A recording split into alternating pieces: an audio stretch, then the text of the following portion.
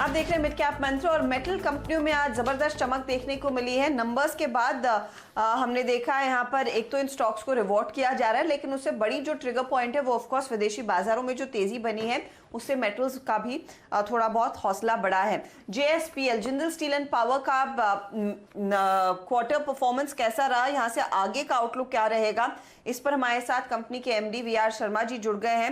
मैं फटाफट आपको बता दूं, मुनाफा करीब 406 करोड़ पर आया है। इस बार ये एक 100 करोड़ का वन टाइम गेन भी देखने को मिला, लेकिन ज्यादा इंप्रेसिव मार्जिन्स लग रहे हैं जो 25% के ऊपर आए हैं। रेवेन्यू में थोड़ी सी गिरावट नजर आई। Sharma ji good afternoon.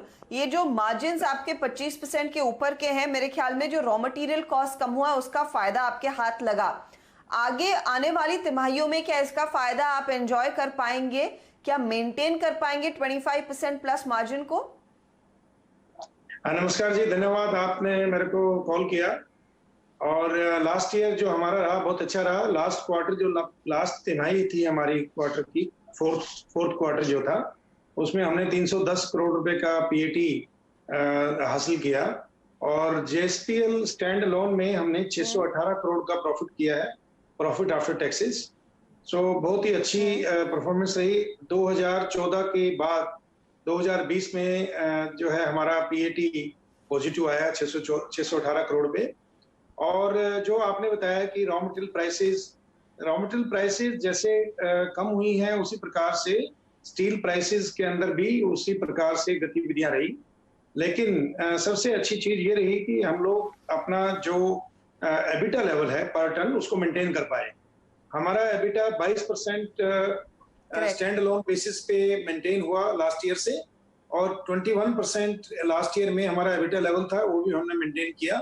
9,500 रुपया पर टन हमने एबिटा जो है वो अर्जित किया है, जो कि एक बहुत ही अच्छी फिगर स्टील इंडस्ट्री के लिए मानी जाती है। और आने वाले समय में जो हमें लग रहा है कि हम 10,000 रुपया पर टन हम अपना एबिटा मेंटेन कर पाएंगे।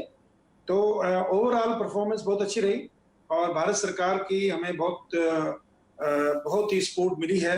जैसे कि फॉर एग्जांपल अभी कोविड के टाइम पे भी हम लोगों ने हाईएस्ट प्रोडक्शन की है। मार्च में हमने हाईएस्ट प्रोडक्शन 5,70,000 टन की, अप्रैल में हमने प्रोडक्शन 5,60,000 टन की, मई के अंदर भी हम प्रोडक्शन 5,70,000 टन करेंगे। तो ये कोविड के टाइम पे भी भारत सरकार के सपोर्ट से, इंडियन रेलवे की सपोर्ट से, इंडियन पोर्ट्स की सपोर्ट से जो बंदरगाहें हैं सब चलती रही।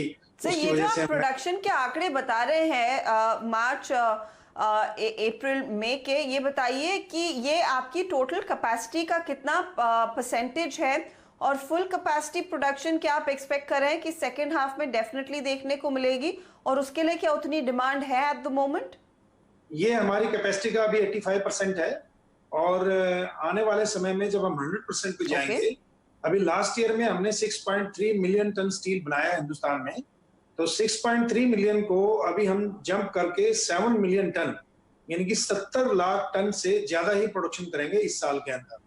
मार्केट की कोई प्रॉब्लम नहीं है, मार्केट है। और जितने प्रोजेक्ट्स भारत सरकार ने डिक्लेयर किए हैं वो बहुत ही अच्छे प्रोजेक्ट्स हैं।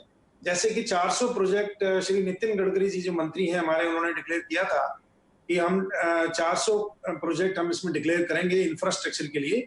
उसमें से तकरीबन 200 प्रोजेक्ट ऑलरेडी डिक्लेयर हो चुके हैं और दूसरे 200 करोड़ प्रोजेक्ट्स भी जल्दी ही डिक्लेयर हो जाएंगे। करेक्ट। इसी प्रकार से सागरमाला जो प्रोजेक्ट था भारत की पोर्ट्स को बनाने का, वो भी नितिन जी ने डिक्लेयर किया कि उसको भी हम जल्दी शीघ्र ही डिक्लेयर करेंगे और उनके ऊपर काम शुरू कर दिया जाएगा। तो ये भी एक बहुत अच्छी उपलब्धि भारत के लिए होगी और स्टील इंडस्ट्रीज और सीमेंट इंडस्ट्रीज वो काफी राइज करेंगी। दूसरा क्या है कि अभी आफ्टर कोविड इन चाइना, उसमें एक बदलाव देखने को मिला है कि फर्स्ट टाइम चाइना से एक्सपोर्ट नहीं हो रहा है। तो उसकी वजह से जो इंडियन मार्केट को कोई थ्रेट नहीं है और ये भी हम सोच सकते हैं कि वो वर्ल्ड में किसी और मार्केट के ऊपर हमारे को थ्रेट होगी। आज हम यूरोप में एक्सपोर्ट कर रहे हैं, मिडिल ईस्ट में एक्सपोर्ट कर रहे हैं, UAE में एक्सपोर्ट कर रहे हैं, हम लोग ऑस्ट्रेलिया एक्सपोर्ट कर रहे हैं, हम लोग चाइना में भी एक्सपोर्ट कर रहे हैं और चाइना में हम चाइनीज कंपनी से कम्पीट करके कर रहे हैं। तो इसलिए हमारी cost of production, Indian steel mills की कॉस्ट ऑफ प्रोडक्शन बहुत कंट्रोल में है। नॉट ओनली JSPL, बाकी सब लोग भी जो हमारे स्टील इंडस्ट्री के जो दूसरे प्लेयर हैं वो भी बहुत अच्छा कर रहे हैं, मैं तो यही बोलना चाहूंगा। JSPL क्योंकि थोड़ा सा डिफरेंट है और लोगों से। That's JSPL good to hear, Sharma ji. मैं आपसे सिर्फ एक आखिरी सवाल पूछना चाहूंगी। मैं आपके नेट डेट की फिगर देख रही थी और जो तकरीबन कंसोलिडेटेड FY 2020 में करीब 35,919 करोड़ के आसपास है। ये शायद फॉरेक्स फ्लक्चुएशन की ओर से देखने को मिला है इन्फ्लेशन डेट में।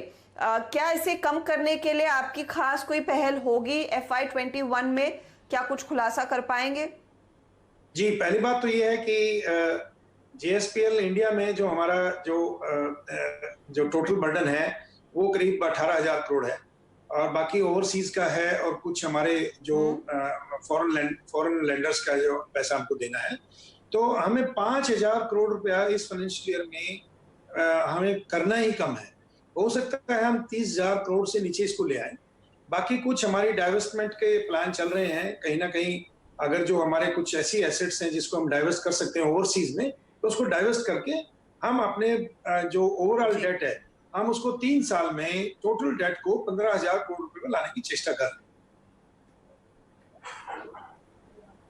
ओके, तो अगले 3 सालों में डेट को भी साइजेबली रिड्यूस किया जाएगा और इस समय डिमांड की कमी नहीं है। डोमेस्टिक प्रोजेक्ट्स इनफैक्ट उस डिमांड को फ्यूल करेंगे और इस समय 85% कैपेसिटी पर कंपनी अपने प्रोडक्शन को चला रही है। बहुत बहुत शुक्रिया Sharma ji and all the very best sir coming quarters के लिए। अपना ख्याल रखिए और मैं उम्मीद कर रही हूँ JSPL का पूरा परिवार भी कोविड के दौरान सुरक्षित रहेगा। हम लेंगे इसके साथ एक मोड़ आने वाले नंबर्स की तरफ। USL और डाबर की हम बात कर रहे थे, तो सुमित को जोड़ लेते हैं और सुमित फटाफट आपको बताएंगे दोनों कंपनियां किस तरह की तिमाही पेश कर सकती हैं। सुमित। शुक्रिया हर्षिता। देखिए, पहले डाबर की बात करते हैं। डाबर एक केस में जो नंबर से करीब 5-5.5% के आसपास आय बढ़ने का अनुमान है। ऑपरेटिंग मुनाफा यानी कि EBITDA 5-5% बढ़ सकता है YoY बेसिस पर। मुनाफे में भी 6% के आसपास की बढ़त के अनुमान है और वॉल्यूम भी 4 से बढ़ के 5% रखते हैं YoY बेसिस पर। सीक्वेंशियली ये नंबर फ्लैट रहेंगे। 5% के आसपास की ही वॉल्यूम ग्रोथ पिछले क्वार्टर में थी, इस बार भी उतनी आएगी और आय फ्रंट पर भी 4-5% का एक डिक्लाइन रहेगा। ऑपरेटिंग मुनाफा 2-2.5% टूटेगा। तो YoY बेसिस पर नंबर्स अच्छे रहेंगे, सीक्वेंशियली फ्लैट आते हुए दिखाई पड़ेंगे। दूसरा आंकड़ा है यूनाइटेड स्पिरिट्स का। यूनाइटेड स्पिरिट्स के केस में वॉल्यूम डिक्लाइन आने के अनुमान है। ये भी नजर रखेंगे। डाबर का इन्होंने जो नंबर्स कहे सुमित ने वो आपकी स्क्रीन पर हैं और स्टॉक थोड़ा सा हल्का होता हुआ दिखाई दे रहा है, तो थोड़ी सी ऑडियो में क्लैरिटी नहीं है सुमित की।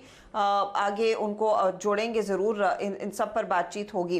लेकिन फटाफट एक स्टॉक स्क्रीन पर आ रहा है जिसमें हमने देखा है एक मोमेंटम पिछले इनफैक्ट हफ्ते से देखने को मिला है। वो है दरअसल मदरसन सुमी, फिर 5% के गेन्स दिखाता हुआ। गबा साहब वेरी क्विकली इस पर एक टेक चेक दीजिए, क्या ट्रेड लाइक सिचुएशन है या फिर हाथ से निकला है ये काउंटर? विच स्टॉक प्लीज थोड़ा ध्यान दी। हेलो, स्टॉक का नाम बता देंगे, रिपीट कर लेंगे प्लीज। मदरसन सुमी। मदरसन सुमी तो मुझे लगता है कि यस लेना चाहिए। यहाँ पर जगह अच्छी है, बहुत बढ़िया चांस है लेने का। 90 का जोन नजर आता है लेकिन थोड़ा उसे वक्त लगेगा। अब करीब 83 पे ट्रेड कर रहा है, सिर्फ एक स्टॉप लगाएंगे 80 का तो चलेगा मेरे ख्याल से। ये कॉन्ट्रैक्शन पैटर्न है और मेरे ख्याल से इसका जो ब्रेकआउट आएगा ऑन द अपसाइड आएगा। ओके, तो ये ब्रेकआउट कैंडिडेट 83 के आसपास ट्रेड करता हुआ मदरसन सुमी इस समय आपको दिख रहा है। इस बीच आज लक्ष्मण रॉय मेरे सहयोगी और CNBC आवाज की इकोनॉमिक पॉलिसी एडिटर ने अनुराग ठाकुर से बात की और उन्होंने ये इनफैक्ट इंडिकेशन दिया है कि जो 20 लाख करोड़ का पैकेज था वो सिर्फ अंतिम पैकेज नहीं है। मौजूदा हालात को देखकर शायद आगे सरकार जरूरत पड़ेगी तो और भी वित्तीय रिलीफ देंगे इंडस्ट्री को, इकोनॉमी को। सुन लीजिए उन्होंने क्या कहा। 20 लाख करोड़ के बाद भी अलग अलग इंडस्ट्री की तरफ से जो मांगे आ रही हैं, क्या मांगा जाए उस मांग पे फिर से विचार कर रहे हैं आप कि नहीं, अब जो आपने अनाउंस कर दिया वो फुल स्टॉप है? देखिए, जिस तरह मार्च महीने से पहले बहुत कम लोगों ने सोचा होगा कि उनको और पैसे की आवश्यकता पड़ेगी, बहुत सारों ने एक्सपेंशन मोड में अपना सोचा होगा, लेकिन जो परिस्थितियां देश और दुनिया के सामने बनी उससे सबका कामकाज करने का तरीका बदला। उनकी अपनी मांग अलग अलग बदली, कईयों की मांग कम हुई, कईयों की ज़्यादा हुई। तो हमने पहला जो चरण में गरीब कल्याण पैकेज लेकर आए थे तो लोगों को लगा केवल यहीं तक, लेकिन उसके बाद हमने 20,97,000 करोड़ का जो पैकेज लाए, इससे हमने प्रयास किया है आत्मनिर्भर भारत बनाने का। इसमें काफ़ी लोगों की मदद हुई होगी, कुछ रह भी गए होंगे। तो ये एक्सक्लूसिव इंटरव्यू आज शाम आपको CNBC आवाज पर फिर दिखाई देगा, लेकिन फटाफट ब्रेक हो रहा है, ब्रेक का वक्त हो रहा है और खिलाड़ी नंबर 1 का मैं अपडेट आपको बता दूं। अब तक के रिटर्न्स दरअसल स्क्रीन पर आएंगे, जहां पर समित चौहान ने करीब 3% तक के रिटर्न्स कमा लिए हैं, नीलेश जैन ने करीब 1% तक की कमाई कर ली है और अजीत का करीब आधे % का नेगेटिव रिटर्न चल रहा है। यह है फिलहाल अब तक का हाल हमारे जानकारों का। तीनों ने इनफैक्ट बाय कॉल्स दिए थे और इस समय लीडरशिप पोजीशन में है समित चौहान अपने जेके लक्ष्मी सीमेंट, रैडिको और LNT पर बाय कॉल देकर। तो यह है फिलहाल अब तक का प्रदर्शन खिलाड़ी नंबर 1 का। फर्स्ट सोर्स के नंबर्स आ गए हैं, 89 करोड़ के मुनाफे, इनफैक्ट इनकी आय में बढ़त देखने को मिली है, करीब 30 करोड़ बढ़ा है आय का आंकड़ा और मुनाफा 91 करोड़ पर बढ़ा। हल्की सी बढ़त नजर आई है इस क्वार्टर में कंपनी की ओर से, 2% ऊपर फर्स्ट सोर्स का स्टॉक। हम लेंगे एक छोटा सा ब्रेक के बाद न्यूयॉर्क कंपनी लेकर हाजिर होंगे आशीष। आप बने रहिए CNBC आवाज के साथ।